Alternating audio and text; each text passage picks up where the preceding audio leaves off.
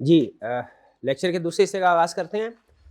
Area जो हम cover करने जा रहे हैं वो है इन्वेंट्रीज। सबसे पहले हमें क्या दिखा रहा है कि inventories usually material in trading और मैन्युफैक्चरिंग कंपनीज में इन्वेंट्री एक नॉर्मली मटेरियल एरिया होता है। मैन्युफैक्चरिंग कंपनी में सबसे बड़ा एरिया अमूमी तौर पे होते हैं फिक्स्ड एसेट्स। ट्रेडिंग में सबसे बड़ा एरिया अमूमी तौर पे बैलेंस शीट में इन्वेंट्री है। तो कह रहे inventory usually material and trading की रिस्क कौन कौन से है? Existence, completeness, valuation, rights and presentation. सबसे बड़ा रिस्क होता है ना इसमें वैल्यूएशन का। फिर दूसरे नंबर पे रिस्क है एग्जिस्टेंस का। बाकी आपको पता है हमने हर असर्शन के ही प्रोसीजर परफॉर्म करने हैं, लेकिन सबसे ज्यादा प्रोसीजर जो आपको नजर आएंगे इस एरिया में वो किसके है? वैल्यूएशन। क्योंकि आपको पता है कि हम असर्शन बेस्ड ऑडिटिंग करते हैं, यानी रिस्क असेस करते हैं असर्शन लेवल पे, और फिर जिस असर्शन में रिस्क ज्यादा हो उसमें प्रोसीजर भी ज्यादा परफॉर्म करते हैं। तो जरा पहले ओवरव्यू लेते हैं इस एरिया का। इस एरिया में हमें क्या क्या सिखा रहा है? एक, रॉ मटेरियल की परचेजिंग, रॉ मटेरियल की वेरिफिकेशन सिखाएगा। फिर इसके बाद working process and finish good की कॉस्ट वेरीफाई करना सिखाएगा। यानी cost of raw material, cost of working process और cost of finish good. Working process और फिनिश गुड्स के प्रोसीजर सेम है, क्योंकि दोनों में कॉस्ट एक तरह की होती है, material, labour, overhead. Finish good में कंप्लीट हो चुके होते हैं, वर्किंग प्रोसेस में कुछ मटेरियल, लेबर, ओवरहेड इनकर हो चुका है और कुछ अभी इनकर होना है। लेकिन मटेरियल की कॉस्ट डिफरेंट क्यों है? क्योंकि इसमें लेबर और ओवरहेड नहीं होते। इसको नॉर्मली इनवॉइसेस के साथ वेरीफाई कर लिया जाता है, और जो भी FIFO या एवरेज कॉस्टिंग मेथड हो उस मेथड के मुताबिक इसकी कॉस्ट कैलकुलेट कर ली जाती है। फिर NRV, हाँ, वैल्यूएशन के प्रोसीजर इसमें सबसे ज्यादा अहम है। तो ये हमें सिखाएगा कि वैल्यूएशन को कंफर्म करने के लिए कि इन्वेंट्री वाकई में लोअर ऑफ कॉस्ट और NRV पे रिकॉर्ड की गई है, इसके प्रोसीजर्स क्या है। नेक्स्ट फिर राइट्स एंड ऑब्लिगेशन के प्रोसीजर हैं, ये वैल्यूएशन के हो गए। ऊपर कॉस्ट के थे, कॉस्ट को वेरीफाई किया जा रहा है, ये वैल्यूएशन के। इसमें राइट्स एंड ऑब्लिगेशन है, एग्जिस्टेंस है, कंप्लीटनेस है, क्लासिफिकेशन एंड प्रेजेंटेशन। फिर इसके बाद उसने कुछ प्रोसीजर बताया कि इन्वेंट्री काउंट करते हुए किन चीजों का ध्यान रखना है। ये कुछ ऐसे प्रोसीजर हैं जो कि इन्वेंट्री काउंट के दौरान एज ऑडिटर हमने इनका ध्यान रखना है। ठीक है, ये प्रोसीजर उस वाले प्रोसीजर से डिफरेंट, आपको याद होगा कंट्रोल वाले टॉपिक में हमने पढ़ा था इंस्ट्रक्शंस, क्योंकि वो instructions basically test of control थे, यानी इंस्ट्रक्शंस क्लाइंट की मैनेजमेंट ने अपने लोअर स्टाफ को दी थी। वो प्रोसीजर उसमें जितने भी हमने पढ़े थे वो हम परफॉर्म नहीं कर रहे थे एज ऑडिटर, वो मैनेजमेंट परफॉर्म कर रही थी स्टॉक काउंट के दौरान में। याद है वो प्रोसीजर इन्वेंट्री काउंट के? ठीक है, ये वाले जो प्रोसीजर इन्वेंट्री काउंट के प्रोसीजर ये कौन से हैं जो एज ऑडिटर हम परफॉर्म कर रहे हैं? इसीलिए वो कंट्रोल वाले टॉपिक में थे, क्योंकि मैनेजमेंट परफॉर्म कर रही है वो प्रोसीजर इन्वेंट्री काउंट के, जिसमें हमने कंट्रोल वीकनेस आइडेंटिफाई करना, याद है ना। और ये वाले प्रोसीजर इन्वेंट्री काउंट के ये ऑडिटर परफॉर्म कर रहा है, इसीलिए ये सब सेंटी प्रोसीजर में।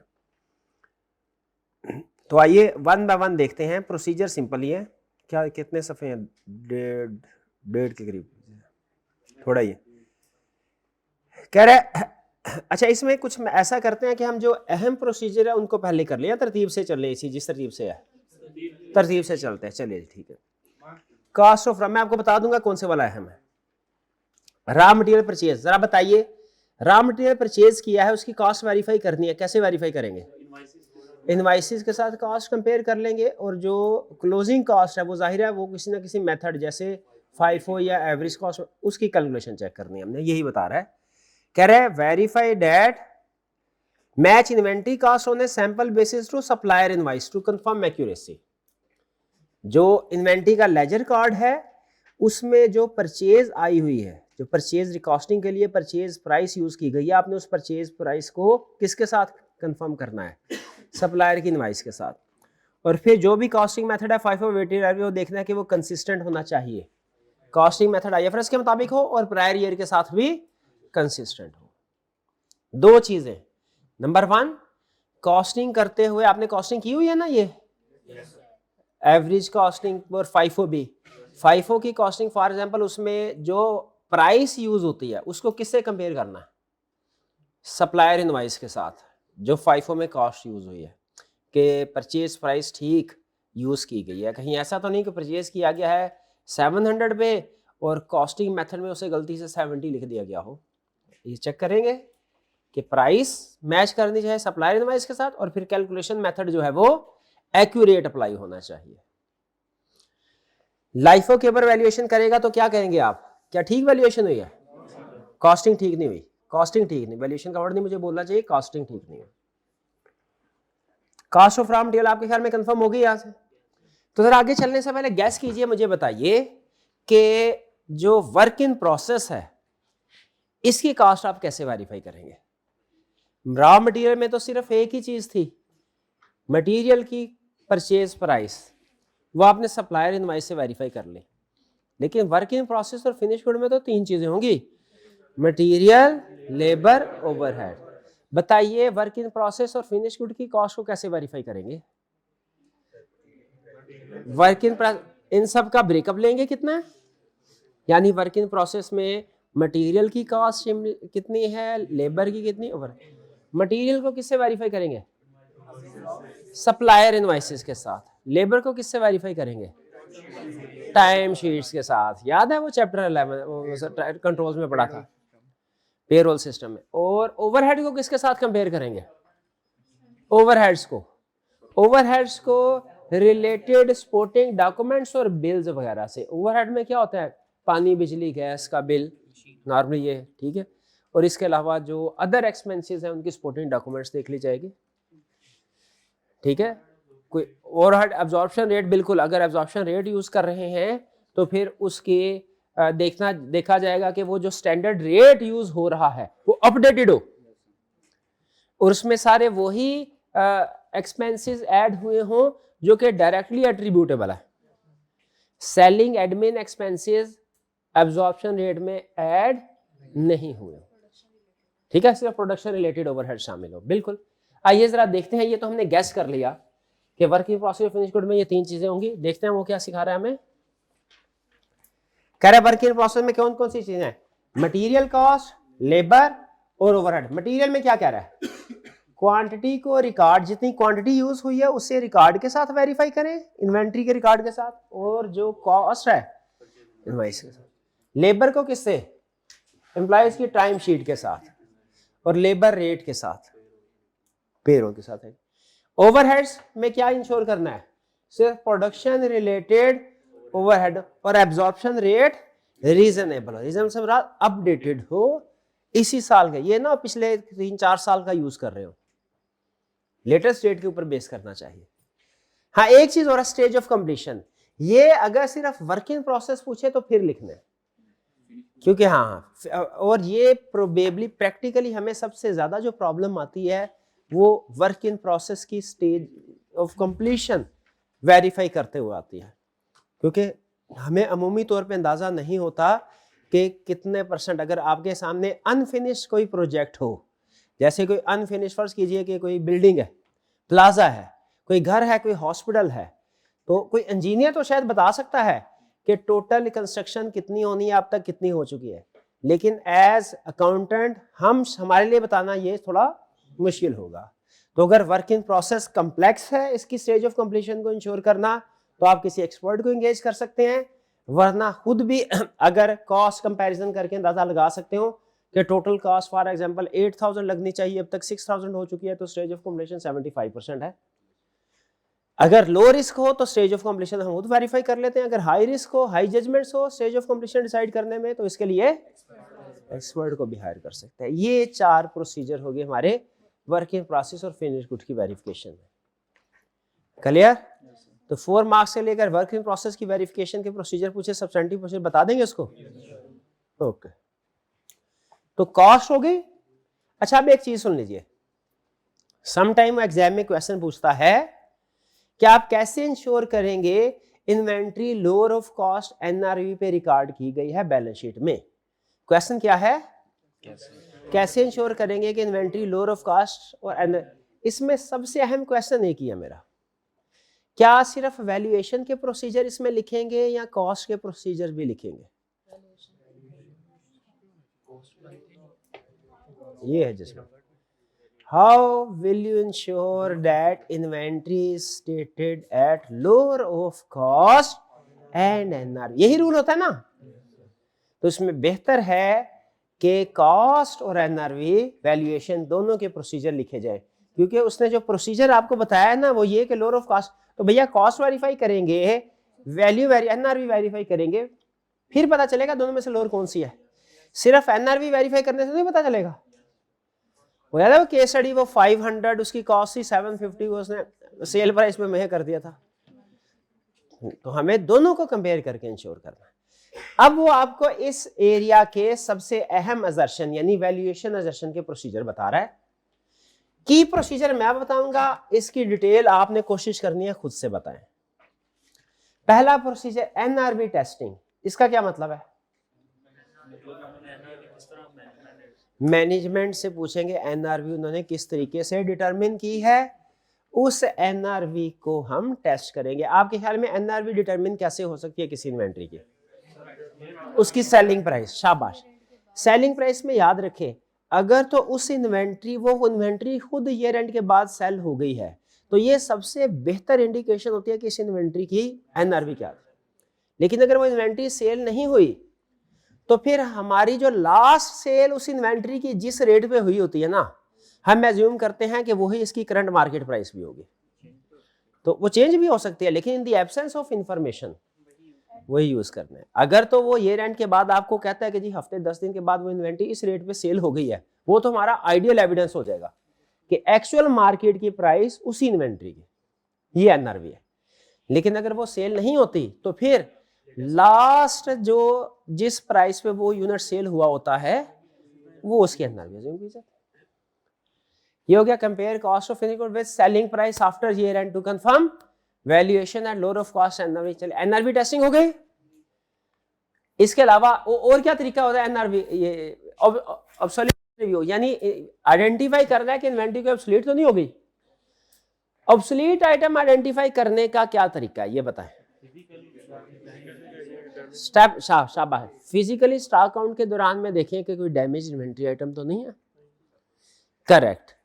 और एजिंग एनालिसिस, एजिंग रिपोर्ट को देख लें, इससे भी पता चल जाएगा। ठीक है जी। एक और भी प्रोसीजर है लेकिन वो ज्यादातर रिस्क असेसमेंट प्रोसीजर के तौर पे यूज होता है। गैस कर सकते हैं कौन सा है? ये देखने के लिए कि इन्वेंट्री ऑब्सोलीट हुई है या नहीं, एक और प्रोसीजर भी है, वो है इन्वेंट्री टर्नओवर रेशियो कैलकुलेट करना। अगर आप इन्वेंट्री टर्नओवर रेशियो कैलकुलेट करेंगे वो डेज में ज्यादा आ रहा है बैलेंस, ये भी इस चीज की इंडिकेशन है इन्वेंट्री। लेकिन ये ज्यादातर रिस्क असेसमेंट प्रोसीजर के तौर पे यूज होता है।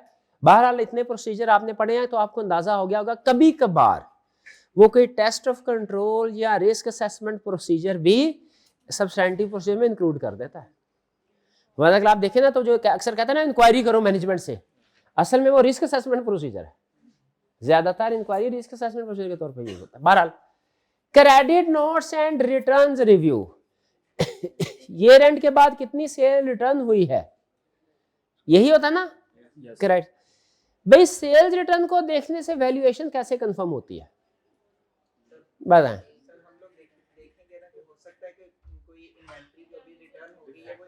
अमूमी तौर पे जो इन्वेंट्री रिटर्न होती है ना वो डिफेक्टिव होती है।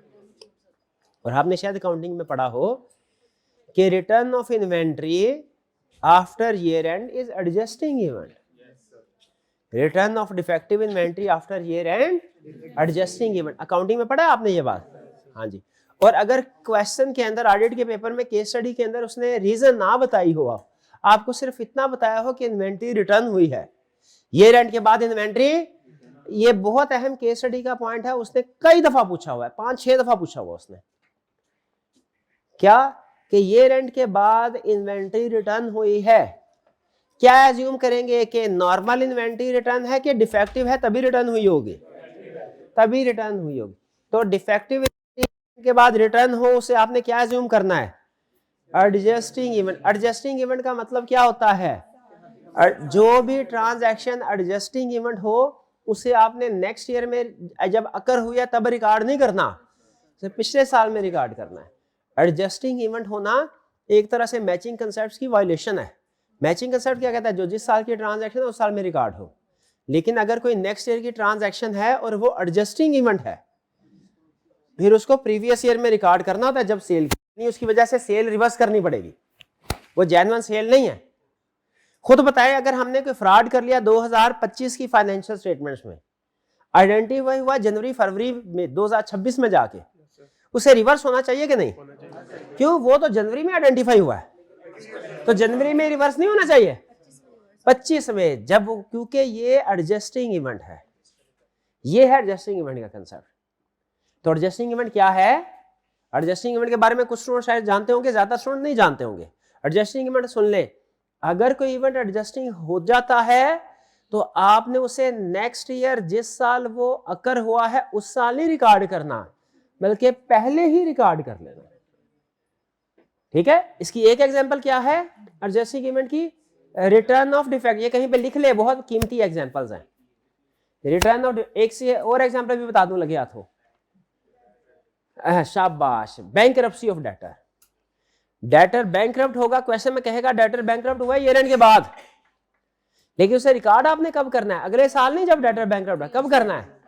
पिछले साल, जिस साल वो डेटर एग्जिस्ट कर रहा था। अब इसके पीछे ना बड़ी डिबेट है, हम ऐसा क्यों करते हैं? बड़ी, वो आपने पढ़ा होगा, condition existed at balance sheet date, condition did not exist at balance, वो फिर कभी डिटेल में पढ़ेंगे। वैसे तो हमने ब्रीफली पढ़ना है, आपको पता है कंसेप्ट जो काउंटिंग का ऑडिट में शामिल होता है, ऑडिट पर पढ़ना जरूर है, लेकिन ऑडिट की ऊंच नीच को सामने रखते हुए, काउंटिंग की नहीं। डिटेल में आप काउंटिंग में पढ़ेंगे, लेकिन यहाँ पे ब्रीफली डिस्कशन आएगी, वो भी बाद में आएगी। फिलहाल आप एडजस्टिंग इवेंट नोट कर लें, जहां कहीं ये इवेंट आ जाए आपने सोचना समझना कुछ नहीं है, सीधा चुप करके इसको एडजस्टिंग इवेंट फिट करना है। एक इवेंट क्या बताया मैंने आपको? Bankruptcy of debtor after year. दूसरा रिटर्न ऑफ इन्वेंट्री। तीसरा sale of inventory below cost. Sale of inventory below cost, ये भी लिखें। ये रेंट के, ये रिटर्न ऑफ इन्वेंट्री हो रहा है, sale of inventory below cost हो रहा है। दोनों में मसला एनआरवी का ही आता है, दोनों में मसला इन्वेंट्री का ही है। भैया मैंने अभी क्या दरखास्त की आपसे, सोचना समझना नहीं है, कह दिया लिखने का तो मतलब लिखने का, हो गई, भाई ने कह दिया हो गई तो फिर हो गई। हाँ, तीसरा तो ये भी तो भाई ने यही कहा था, ये भाई रह गया। चौथा case decision of legal case after year and. ये 4 केस हो गए, एक हो गया डेटर का, 2 इन्वेंट्री के, एक लीगल केस। ईयर एंड के बाद कहेगा लीगल केस का फैसला हुआ, एडजस्टिंग इवेंट। ईयर एंड के बाद कहेगा डेटर बैड डेट हो गए, एडजस्टिंग इवेंट। ईयर एंड के बाद कहेगा इन्वेंट्री कॉस्ट से कम पे सेल हुई, एडजस्टिंग इवेंट।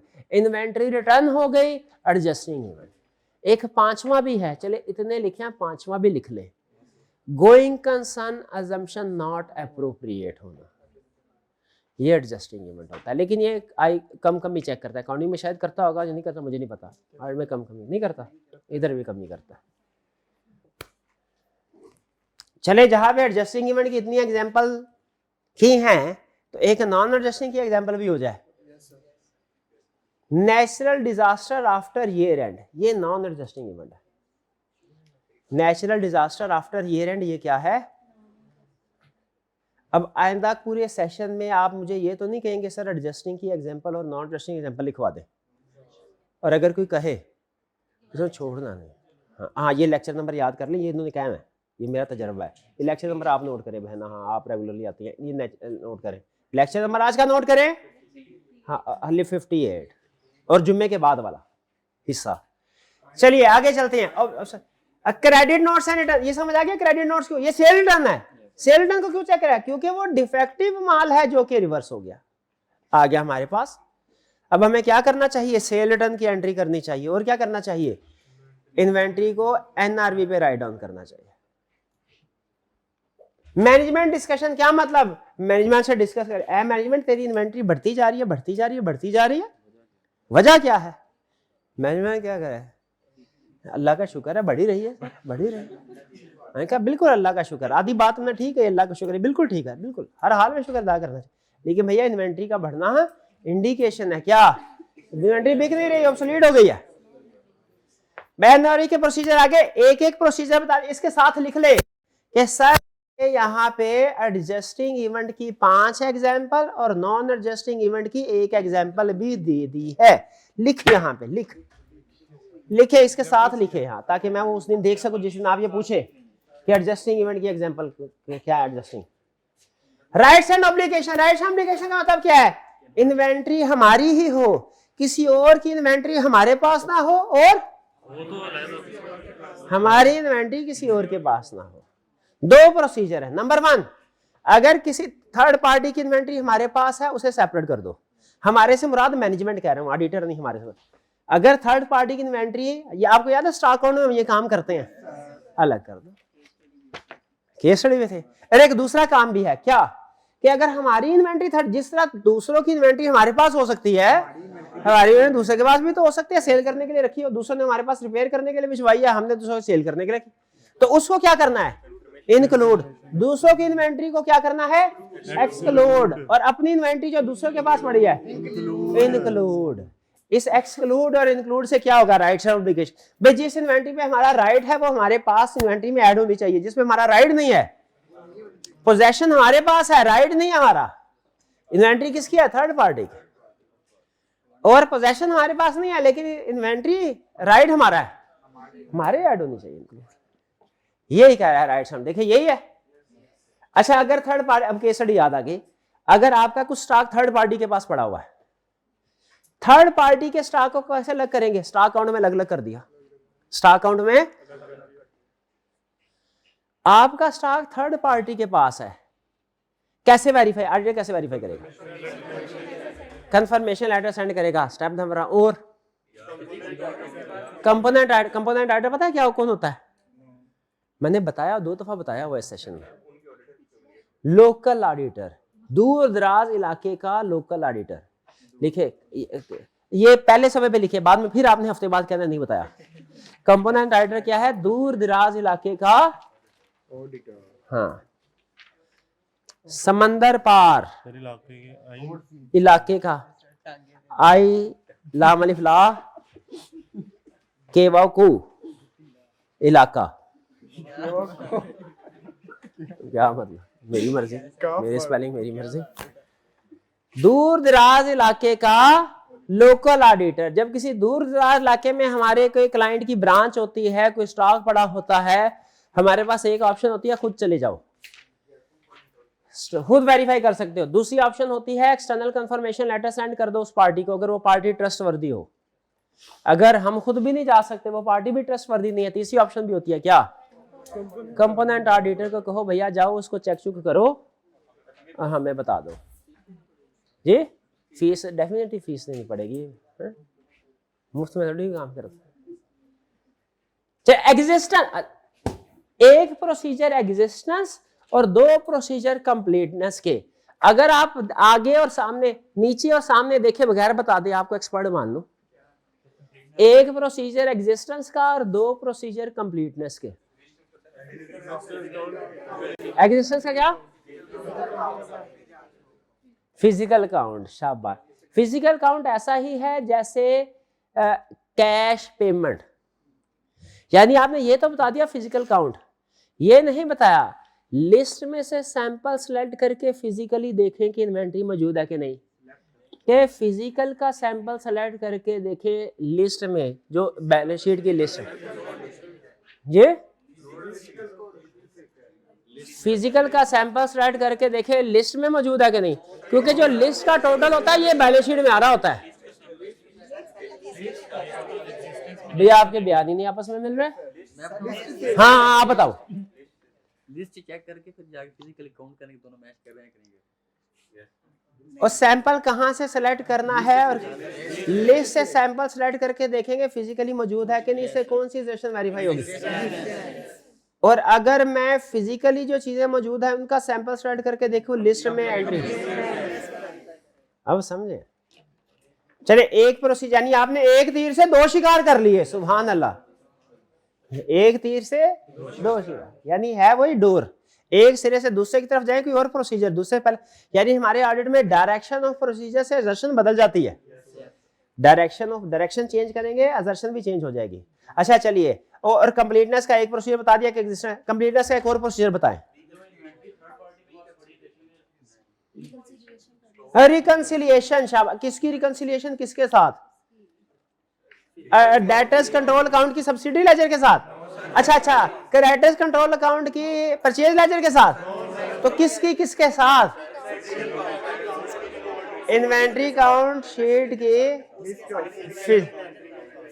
फिजिकल बैलेंस की बुक बैलेंस के साथ, इन्वेंट्री के टी काउंट की बुक बैलेंस की फिजिकल बैलेंस के साथ। शाबाश। इससे कौन सी असर्शन वेरीफाई होगी? कंप्लीटनेस। शाबाश। जितनी भी रिकंसिलिएशंस होती हैं उनसे एक्यूरेसी और कंप्लीटनेस की असर्शन। शाबाश शाबाश। तो ये समझ आ गई आपको? एग्जिस्टेंस भी हो गई। कह रहा है अच्छा, एग्जिस्टेंस में साथ साथ कंडीशन भी देख लो।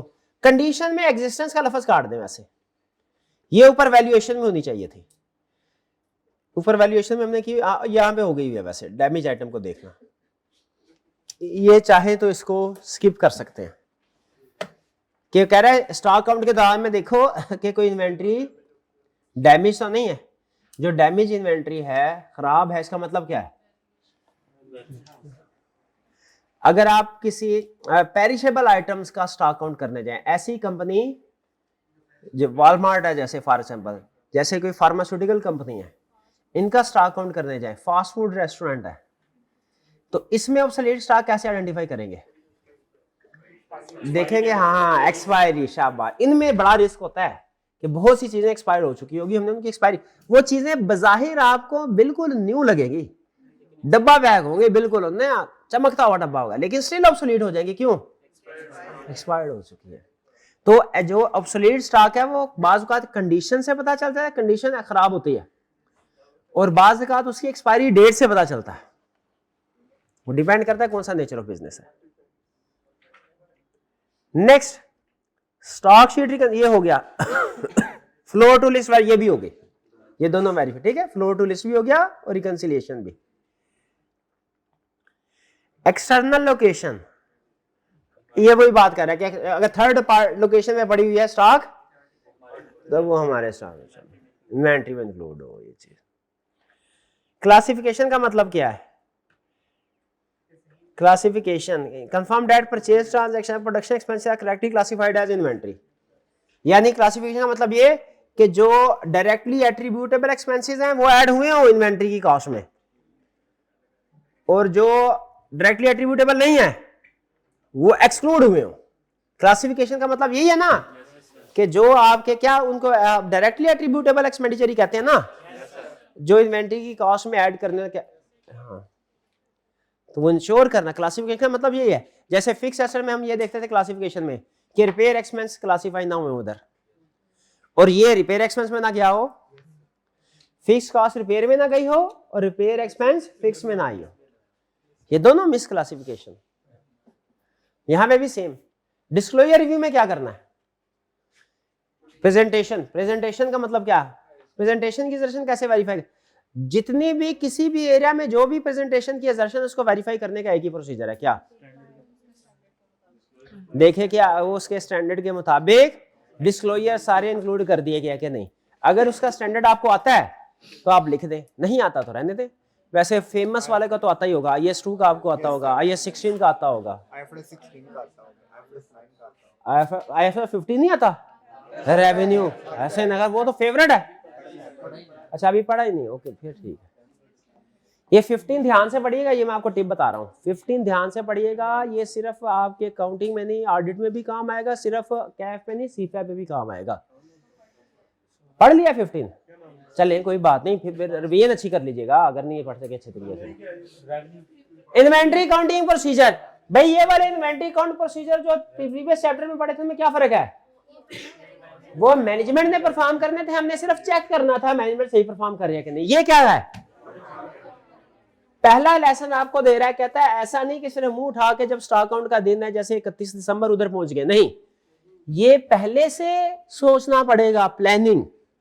आपको कुछ प्रोसीजर बिफोर काउंट करने पड़ते हैं, कुछ ड्यूरिंग काउंट, और कुछ जैसे बिफोर काउंट क्या कि क्लाइंट की इन्वेंट्री काउंट की इंस्ट्रक्शंस पढ़ लो, क्योंकि उधर जाके हमें इंस्ट्रक्शन खुद भी काम करना है, लेकिन इंस्ट्रक्शन भी देखनी होंगी कि क्लाइंट का स्टाफ इंस्ट्रक्शन को फॉलो कर रहा है कि नहीं कर रहा। याद रखें, जब हम स्टॉक काउंट करने के लिए जाते हैं तो आधा पौना घंटा हम खुद चेकिंग करते हैं, और फिर जब थक जाते हैं हम घंटे के बाद, तकरीबन घंटे से, तो फिर क्या करते हैं, फिर हम ऑब्जर्व करते हैं सिर्फ कि क्या क्लाइंट के इंस्ट्रक्शंस को फॉलो किया जा रहा है कि नहीं। तो इसलिए कह रहा है पहले इंस्ट्रक्शंस को समझ लो, फिर क्या करो, देखो पहले से थर्ड पार्टी की इन्वेंट्री। यहाँ पे केस मुझे याद आ गया, शायद पहले भी बताया हुआ है, वो केस ना बहुत कुछ ज्यादा जरूरत से ज्यादा ही जो है ना वो हाईलाइट हो गया था, और बाद में पता चला हमारी कुछ मिसअंडरस्टैंडिंग थी। हुआ क्या, स्टॉक काउंट करने के लिए गए, वहां पे पता चला कीमती स्टॉक था, मतलब इन्वेंट्री कीमती थी, वो 10,000 का एक यूनिट था, लगभग कोई 2,000 यूनिट गायब थे। उस वक्त अच्छी खासी अमाउंट बन जाती थी, 20 साल पुरानी बात। वो शोर मच गया, किधर, क्लाइंट से पूछा उधर वेयर हाउस वाले ने कहा भैया मुझे जो आता है स्टॉक मैं इधर रखता हूँ, मुझसे ये पूछो कि जीआरएन कितने किया, स्टॉक कितना आया कितना गया है, बाकी मुझे कुछ नहीं पता कि उधर अकाउंट्स में बैलेंस आ रहा है 10,000 का, इधर मेरे पास 8,000 है, मुझे इसका कुछ नहीं पता। हमने कहा अच्छा उधर अकाउंटेंट वाले को पूछा, उसने कहा सर ये तो हमारी परचेज इतनी हुई, हम तो पेमेंट भी कर बैठे 10,000 की, तो ये कैसे हो सकता है कि 10,000 की पेमेंट हो और आए 8,000 और अभी तक बाकी और कोई मसला हो गया। वो डायरेक्टर लेवल तक बात चली गई, एक दो लोगों ने रिजाइन भी कर दिया, वो ऐसे हो गया था जैसे फ्रॉड है। जब डायरेक्टर ने कुछ इन्वेस्टिगेशन के लिए बनाया तो पता ये चला कि परचेज 10,000 ही किए थे, वहां पे वेयर हाउस में इतनी जगह नहीं थी, उस वेयर हाउस में वो दूर था वेयर हाउस, छोटा वेयर हाउस था। तो जो सप्लायर था उससे ये खुसूसी कहा गया था कि आप 2,000 का स्टॉक अपने पास ही रखें, खरीद लिया हमने, वो हमारी अमानत आपके पास है, लेकिन जब हमारे पास जगह बचेगी हम आपसे ये मंगवा लेंगे। तो वो उस सप्लायर के पास पड़ा था। फिर तकरीबन 15-20 दिन के बाद जब हमें पता चला तो फिर गैस कीजिए हमने क्या किया, हम उस नई एक्सटर्नल कंफर्मेशन नहीं, क्योंकि अब केस बढ़ चुका था, फिर खुद गए। हालांकि आम हालात में शायद कोई कंपोनेंट आइडर एंगेज करवा लेते, एक्सटर्नल कंफर्मेशन ले लेते, या कुछ और भी आई चलाई हो सकती थी, लेकिन केस बढ़ गया था, रिस्क बढ़ गया था, हम खुद गए। वहां गए तो एक नई मुसीबत इंतजार कर रही थी हमारा। उधर गए तो हमने देखा उधर स्टॉक था 2,000 होना चाहिए था, उधर स्टॉक था 1,500। हमने कहा ये आगे से आगे कब किधर जाना है, उसने कहा नहीं सर आगे नहीं जाना, ये आप आए हैं आपके पास बैलेंस है 31 दिसंबर का, आज है 20 जनवरी, इस 20 दिनों के दौरान में 500 का स्टॉक वो कंपनी मंगवा चुकी है अपने पास, फिर हमें क्या करना पड़ा भला। हाँ, उधर से 1,500 कंफर्म करके आए, वापस आए तो रिकंसिलिएशन बनाई कि भैया ये रेंट के बाद इतना स्टॉक काउंट था, 500 इधर चला गया, और फिर वो 500 के डॉक्यूमेंट सारी चीजें चेक की। अगर यही हमें देखे इतना मसला मसाइल हुआ, यही अगर हमें पहले से बताओ था कि 8,000 इधर है 2,000 इधर है, तो उसी वक्त हम 8,000, वेयर हाउस भी ज्यादा दूर नहीं था सप्लायर का, वो 2-4 घंटे में मसला उधर ही ठप हो जाना था। वो तकरीबन 20 दिन लग गए उसको, डायरेक्टर लेवल तक बात हो गई, और एक बंदे ने जो हायर लेवल का बंदा उसने अपनी जॉब से रिजाइन कर दिया। इस वजह से मुझे आज तक अफसोस होता है उसका, वो प्रेशर आ गया ना उसके ऊपर कि भैया आपने क्यों नहीं, आपको पता है रूटीन में ना हम सब से गलतियां हो ही जाती हैं, तो जब तक काम ठीक चलता रहे ना पर्दा पड़ा रहता है, लेकिन जब कोई गड़बड़ शुरू होती है ना तो हमारे छोटे छोटे मसले भी हाईलाइट होकर सामने आते हैं। तो बहरहाल तो ये कह रहा है भाई आइंदा क्या करना है, इससे क्या सबक मिला हमें कि इन्वेंट्री थर्ड पार्टी के पास है, पहले से देख लो कौन सी इन्वेंट्री कंपनी की थर्ड पार्टी के पास है, ये मसला बाद में ना हो, और अरेंजमेंट कर लो कि कैसे उसको वेरीफाई करना है। थर्ड पार्टी के पास इन्वेंट्री कैसे वेरीफाई करना हम पढ़ चुके हैं अभी, ठीक है। कंफर्मेशन लेटर है, खुद फिजिकल वेरिफिकेशन हो सकती है, कंपोनेंट आर्टिकल को एंगेज कर सकते हैं। फिर क्या है, वही कंपोनेंट कंफर्म, थर्ड पार्टी की इन्वेंट्री है तो डिसाइड कर लो कैसे वेरीफाई करना है, खुद कंफर्मेशन के जरिए या ये तो हो गया ड्यूरिंग उस रात जब सारे आपके दोस्त हैप्पी न्यू ईयर हैं और आप क्या होंगे, वो चूहे बिल्लियों के साथ स्टॉक काउंट कर रहे होंगे। वो क्या करना है, वो वहां ऑब्जर्व द काउंट ऑब्जर्व करें, perform test count, sample base पे वेरीफाई भी करें। ऑब्जर्व तो करना ही करना है, प्रीवियस चैप्टर वाला काम। अब इस चैप्टर में क्या सिखा रहा है, खुद भी स्टॉक काउंट करो, लेकिन खुद जो स्टॉक काउंट करेंगे वो आप कौन से वाला होगा, सैंपल बेस, ठीक है। और देखो थर्ड पार्टी की इन्वेंट्री अलहदा होगी। कट ऑफ टेस्ट कब परफॉर्म करना है, before stock count, during stock count के आफ्टर, ड्यूरिंग। उस दिन जब होता है 31 दिसंबर कब परफॉर्म करते हैं वाला, 31 दिसंबर रात 11:59 पे। तो ये एक अहम प्रोसीजर कट ऑफ टेस्ट भी होता है जो ड्यूरिंग स्टॉक काउंट परफॉर्म करते हैं। सच में जाना पड़ता है भाईजान, ये बातें सच बनी हुई है। लिखेंगे और हमारा सीनियर क्या करता था, हमें स्टॉक काउंट में भिजवा देता, ये चेक करो वो चेक करो, खुद बैठ के कट ऑफ टेस्ट परफॉर्म करता। कट ऑफ टेस्ट जो है ना वो इजी कमरा होता है, हीटर शीटर लगा के डॉक्यूमेंट्स कहता है क्लाइंट को ले आओ, वो बैठ के उधर टिक शिक मार लेते हैं। हम वो उधर पता नहीं कहाँ कहाँ ठंड में बहरहाल चले, हाँ ठंड में मजे कर, हाँ जितने को मजे हमने किया है ना अल्लाह ताला आपको भी इतने मजे करवाए, बल्कि उससे ज्यादा करवाए। हाँ जी, हम एंटरटेन हाँ, ये जब दूसरों पे गुजर रहते हैं देखते हैं एंटरटेनमेंट ही लगती है, खुद करना पड़ता है ना, 2 मिनट के बाद पता चल जाता है। आफ्टर काउंट के बाद भी क्या कोई प्रोसीजर परफॉर्म करना है इन्वेंटरी से रिलेटेड? यस, क्या करना है, काउंट का जो बैलेंस है उससे आपके पास जो बैलेंस शीट में अमाउंट आ रही है वो, और जो काउंट किया हुआ है आपने वो बैलेंस, दोनों मैच करने चाहिए। ये ना बैलेंस शीट में अमाउंट बढ़ा के लिख दे, बैलेंस शीट तो बाद में बनेगी ना, बैलेंस शीट 31 दिसंबर में थोड़ी बन जाती है। आपको पता है प्रैक्टिकली टाइम लगता है, हफ्ता 2 हफ्ते लग जाते हैं, 3 हफ्ते। रिव्यू एजिंग को भी रिव्यू करो। एजिंग जाहिर है बाद में मिलेगी हमें, एजिंग किस लिए? प्रोविजन के लिए। और क्या कंफर्म, और ये इंश्योर करो कि जो बैलेंस शीट में इन्वेंट्री आ रही है वो लोअर ऑफ कॉस्ट रनर भी की है। तो ये कुछ प्रोसीजर इन्वेंट्री काउंट से पहले, कुछ इन्वेंट्री काउंट के दौरान, ये हो गए हमारे इन्वेंट्री काउंट प्रोसीजर। ऊपर असर्शंस थी सारी, ये इन्वेंट्री काउंट प्रोसीजर। क्लियर जी? ये हमारा था इन्वेंट्री का। मुझे बताइए इसमें क्या ये डिफिकल्ट, कितने स्टूडेंट को ये लेक्चर आज का डिफिकल्ट लगा, कितनों को मॉडरेट लगा, कितनों को इजी लगा? सबसे मुश्किल इसमें एरिया कौन सा आपको लगा? सबसे मुश्किल वैसे कंसेप्ट वैल्यूएशन का, और सबसे आसान कट ऑफ इन्वेंट्री काउंट। चलिए ठीक है, 12 मुश्किल हो आसान हो करना तो है, लेकिन वैल्यूएशन खास तौर पे क्योंकि ये टॉपिक रिस्क असेसमेंट के साथ भी जुड़ता है, आपको पता है ये। बल्कि इससे याद आया, अब आपकी असाइनमेंट में रिस्क असेसमेंट के क्वेश्चन भी इंक्लूड किया करने हैं। कल क्लास होगी हमारी, कल क्लास होगी नहीं क्योंकि पहले हो चुके हैं छुट्टी इस हफ्ते में। हाँ जी, तो हाँ कल क्लास होगी, रेगुलर इसी टाइम पे क्लास होगी। आज का लेक्चर यहाँ पे खत्म करते हैं। अल्लाह हाफिज।